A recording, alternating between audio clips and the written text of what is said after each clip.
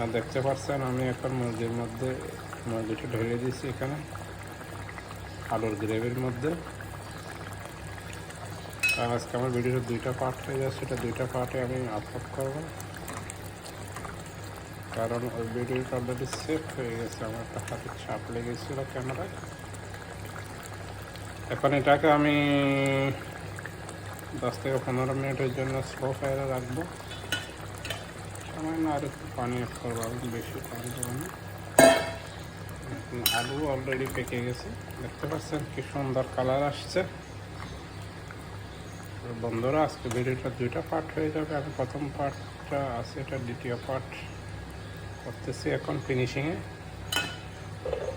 কারণ এটাকে একদম সিমার আগুনটা কম আছে রেখে কভার করে দেবো 10 থেকে 10 মিনিট এনাফ। রেডি হয়ে গেল আজকের চিকেন উইথ পটেটো, আমাদের দেশীয় স্টাইলের।